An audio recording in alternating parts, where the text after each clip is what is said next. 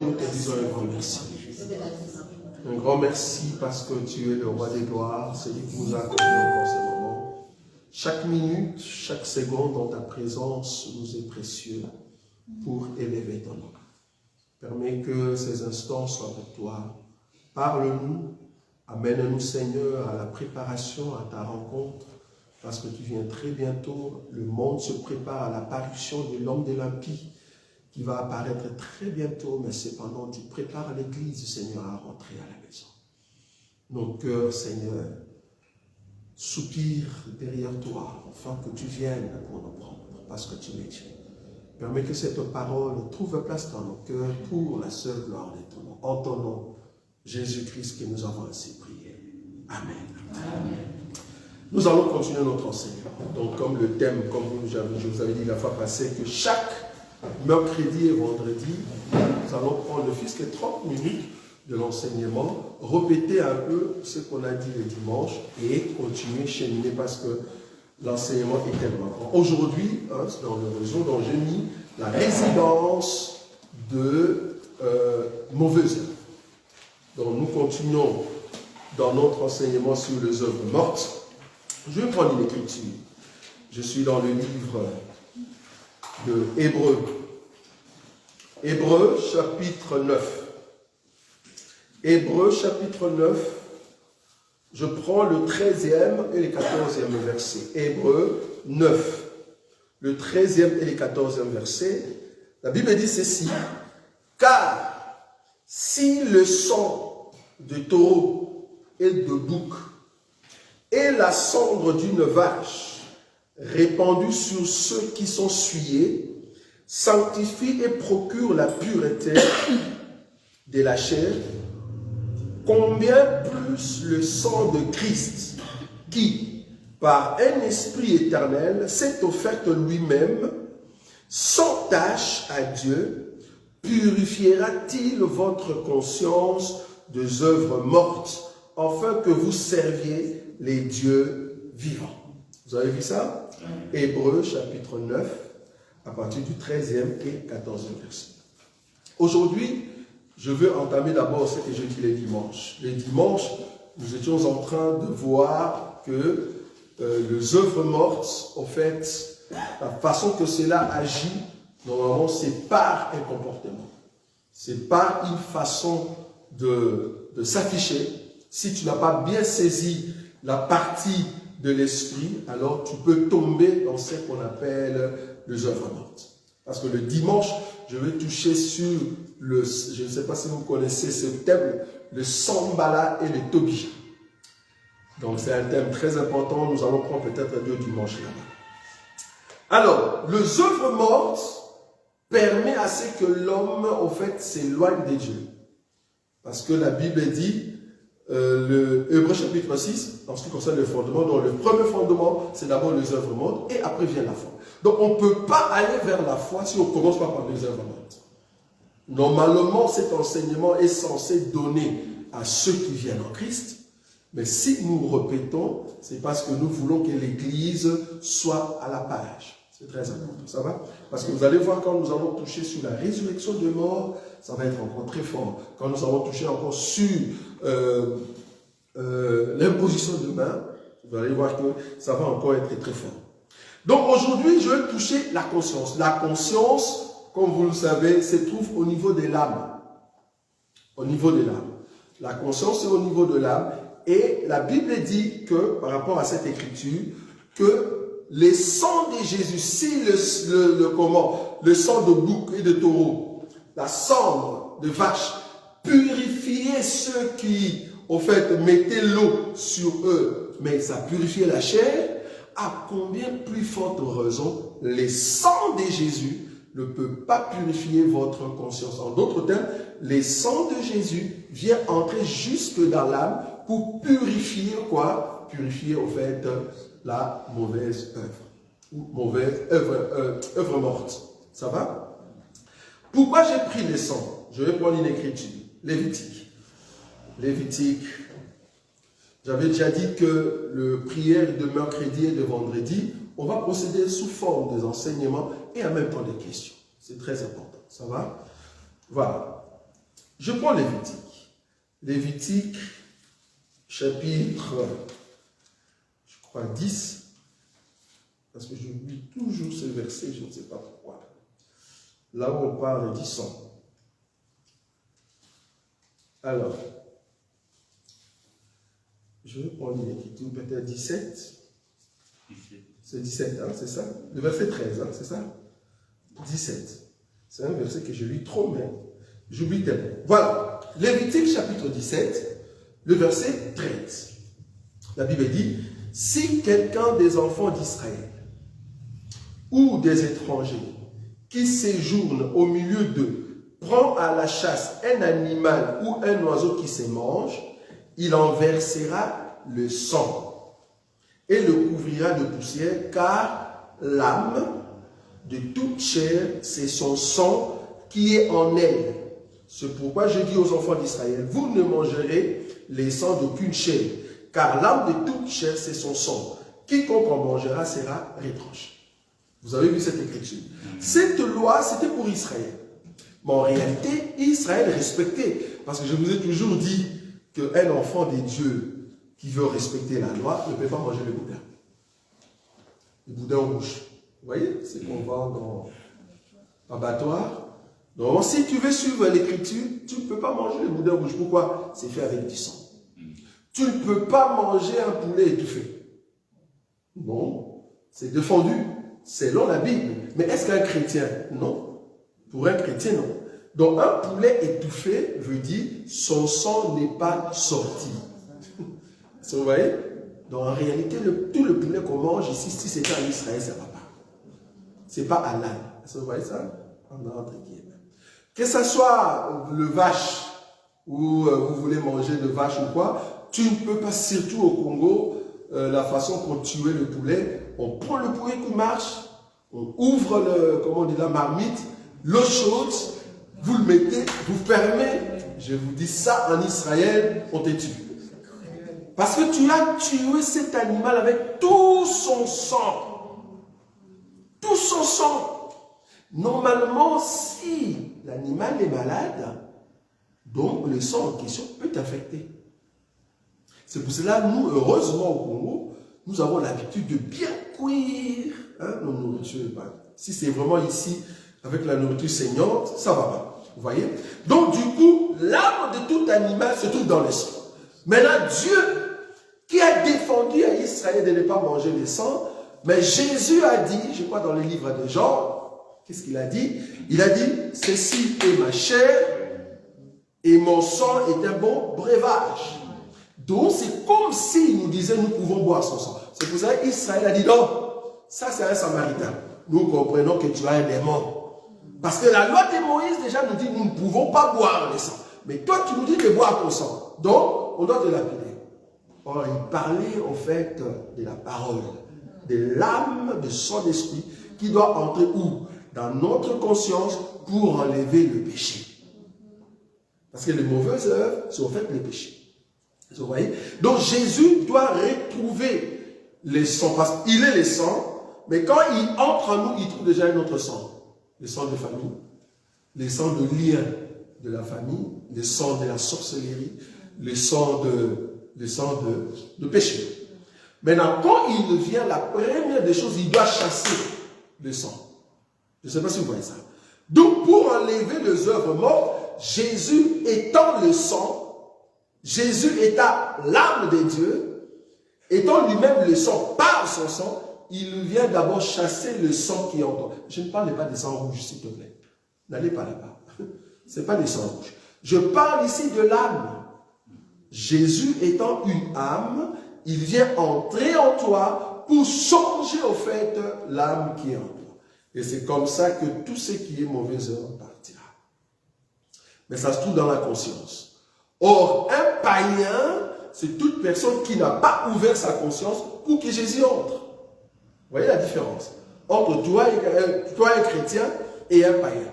En réalité, un païen n'ouvre pas la maison qu'on appelle conscience. Parce que la résidence des mauvaises œuvres, c'est au fait la conscience. C'est l'homme est bon. Maintenant, il faut que les mauvaises œuvres partent. Mais comment cela partira? il faut que j'ouvre la porte de la conscience pour que Jésus entre au niveau de ma vie. Et c'est là-bas que ma vie est changée. Vous voyez? Donc la résidence de mauvaises œuvres, c'est en fait la conscience. Je vais prendre encore une écriture ici qui va nous aider tellement.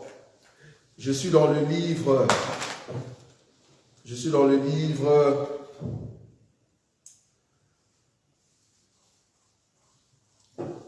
Alors, je vais prendre une écriture.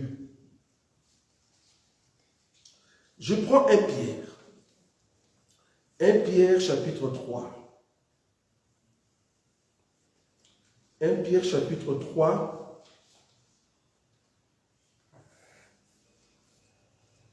1 Pierre chapitre 3. Je commence à partir du verset 18. Remarquez là où comment je viens. Pour ceux qui ne comprennent pas le baptême. Parce qu'il faut comprendre que nous allons donner le baptême au mois de juillet. Ou soit au premier week-end du mois d'août. Nous allons voir et nous allons programmer cela. Remarquez, 1 Pierre, chapitre 3, je prends le verset 18. Christ a aussi souffert une fois pour le péché, lui juste pour des injustes, afin de nous amener à Dieu, ayant été mis à mort quant à la chair, mais ayant été rendu vivant quant à l'esprit, dans lequel aussi il est allé prêcher aux esprits en prison.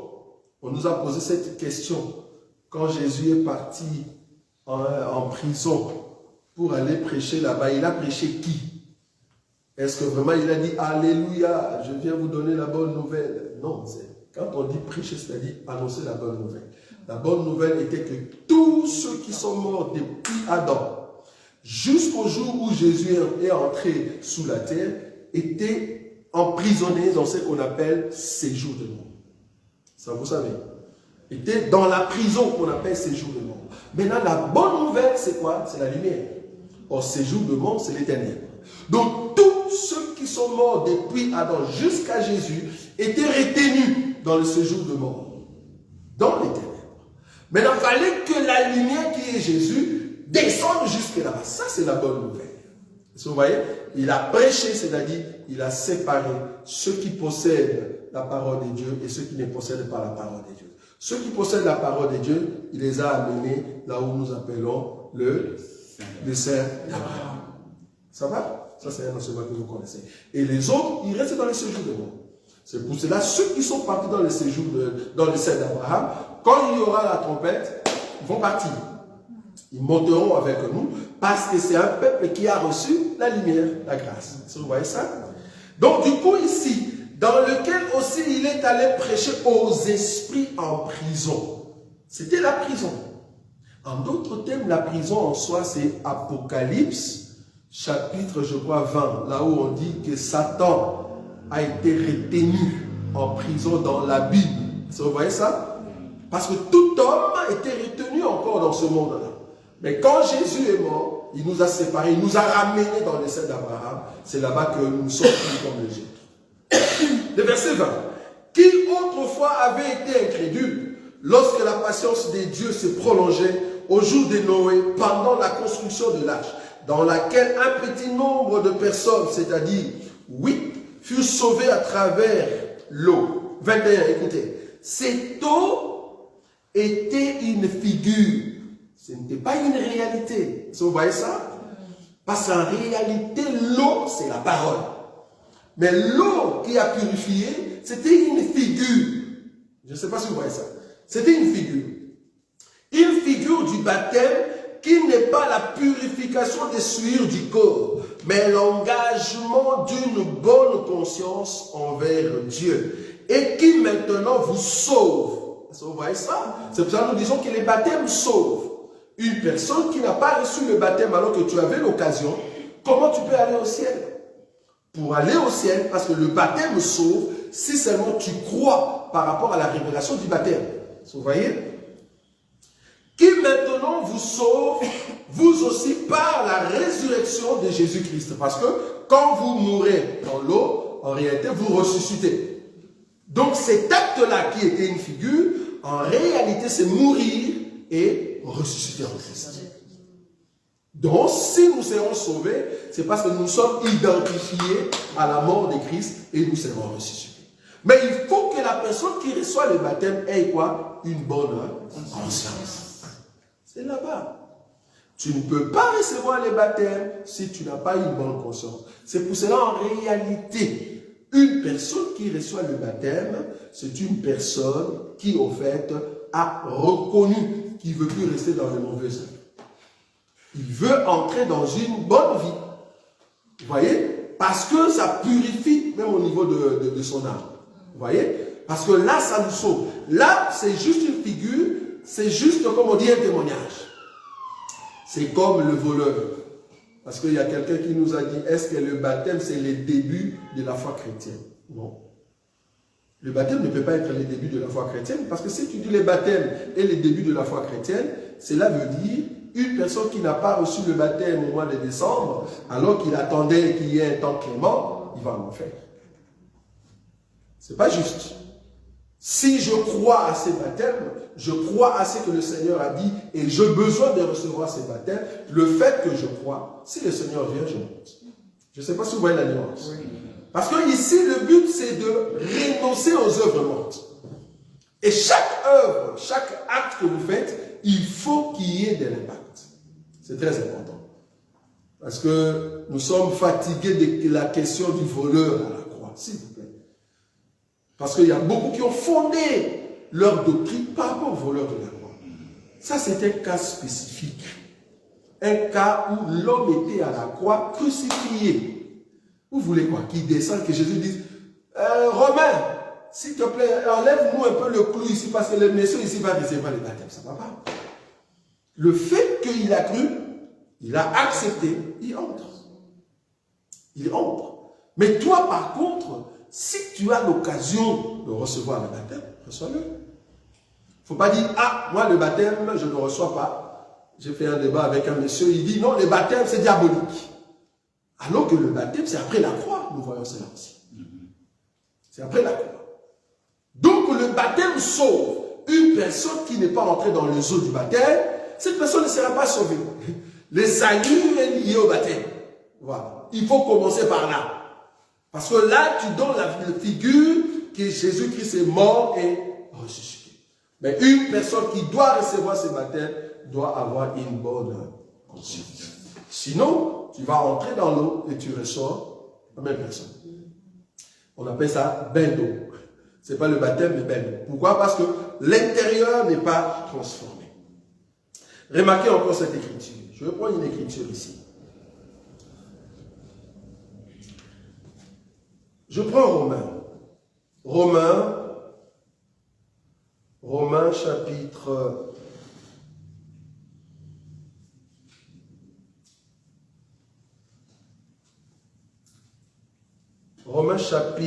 13.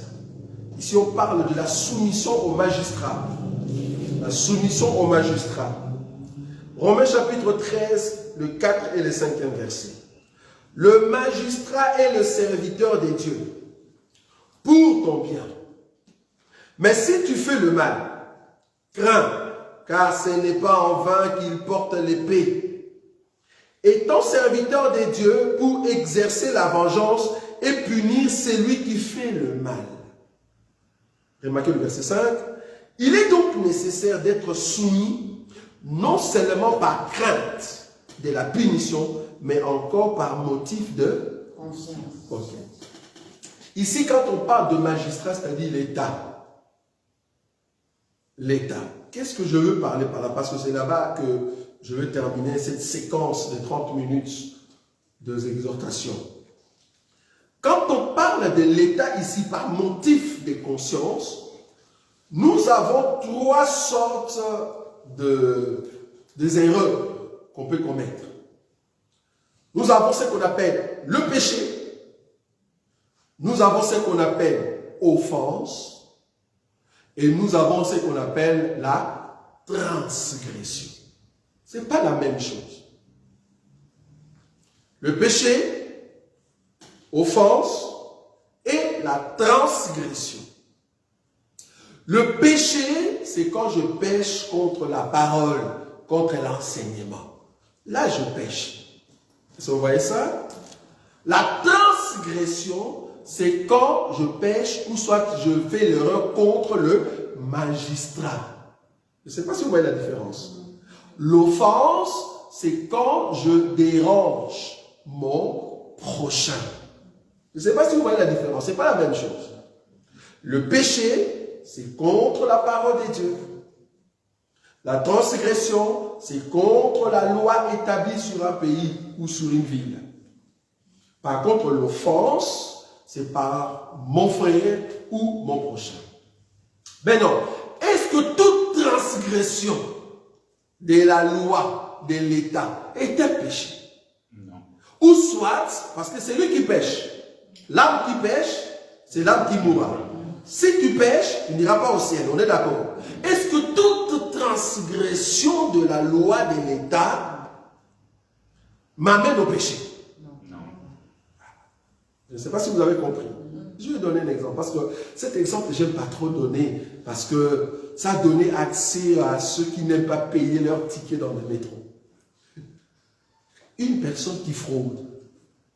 Tu fraudes dans un bus, en réalité, tu as transgressé la loi. On est d'accord? Bon, c'est pas que tu as l'habitude de frauder. Ici, je dis par exemple, tu étais pressé. C'est dans ce sens-là, je vais quand même nuancer. J'étais pressé, j'ai dit, ah, je vais rater mon tram, mon transport, j'entre dans le bus et je ne paye pas. Ok? On est d'accord. Les contrôleurs arrivent. En réalité, je veux recevoir ce qu'on appelle l'amende. L'amende, c'est au fait le résultat ou les salaires de la transgression. Je ne sais pas si vous voyez ça. Parce que c'est lui qui transgresse paiera. Je ne sais pas si vous avez vu ça. Tu as brûlé le feu rouge. J'arrive avec ma voiture. J'ai brûlé le feu rouge. La police était juste à côté. La police fait wouh, wouh. Qu'est-ce que la police fera? Amende, 150 €. Ça, c'est le salaire de la transgression. Mais est-ce du fait que je brûle le feu rouge et Jésus revient, est-ce que je vais rater le ciel? Non. Je ne sais pas si vous voyez. Je ne sais pas si vous voyez la nuance. Hein? Ce n'est pas parce que j'ai brûlé le feu rouge que je rate le ciel. Non. Parce que le salaire de la transgression, c'est l'amende. Hein? Je peux le payer. Je peux payer l'amende en question. Je ne sais pas si vous voyez. Donc, le salaire de la transgression, c'est l'amende que je dois payer. Mais par contre, le salaire du péché, ça change. Le salaire du péché, ça change. Ok. Maintenant, l'offense. J'ai offensé mon frère. J'ai dérangé mon frère. J'ai dérangé ma soeur. La moindre des choses. Matthieu chapitre 18. Qu'est-ce qu'il dit là-bas? Matthieu chapitre 18, je dois payer. Payer quoi? Mais je demande pardon. Je ne sais pas si vous voyez ça. Donc si je ne demande pas pardon à mon frère, quelque part, l'offense continue. Maintenant, est-ce que cette offense-là peut m'empêcher d'aller au ciel? Attention. Je ne sais pas si vous avez vu la différence. Je suis un frère en Christ. Je suis une sœur en Christ. J'ai offensé mon frère. J'ai offensé ma soeur. Je n'ai pas demandé pardon. J'ai offensé. Hein? Est-ce que cette offense va m'amener en enfer? Parce que je n'ai pas demandé pardon. Allez-y. Oui? Si la loi, comment? Non, si la loi dit qu'il faut pardonner. Oui. Il faut demander pardon. Il faut demander pardon. Que tu ne l'as pas fait. Donc, voilà. C'est condamnant. Je ne sais pas si vous avez vu comment le frère a mis la chose. C'est-à-dire, j'ai ici l'offense. Fallait que je demande pardon à ma soeur, je n'ai pas demandé.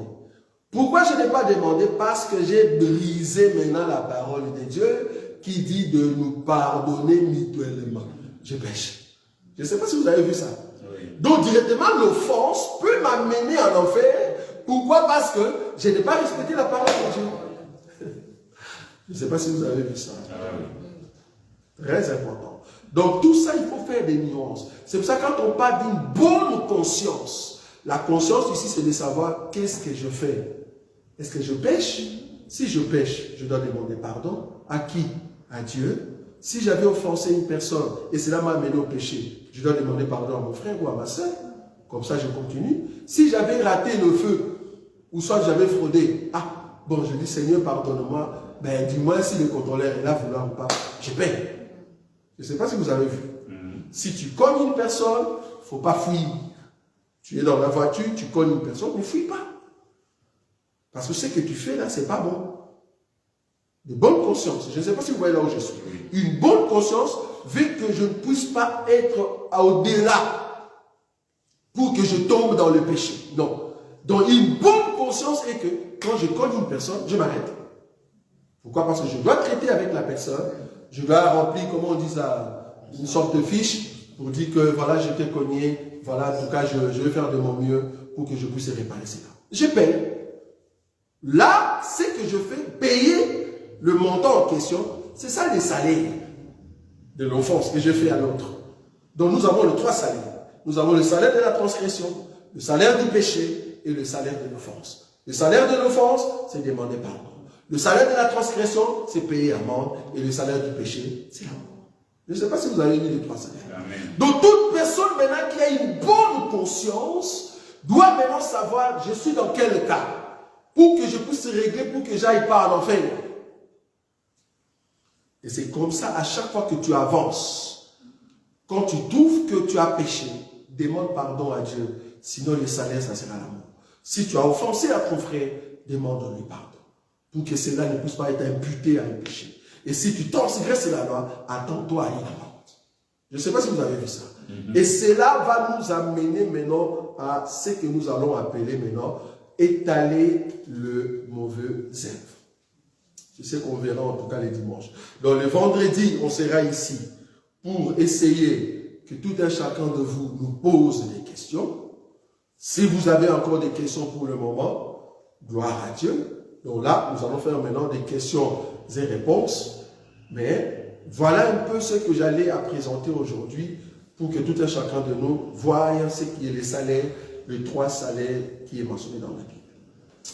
Avant qu'on commence à poser des questions, là où tu es, tu vas juste fermer tes yeux.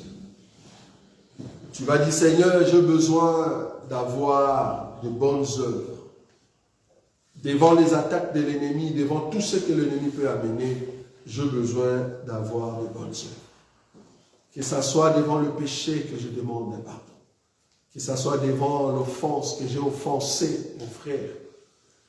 J'ai offensé ma soeur, que je puisse demander pardon. Si j'ai transgressé, Seigneur, pardonne-moi, même s'il faut que je paye, je dois payer. Commence à prier que le Dieu de gloire puisse nous donner sa miséricorde.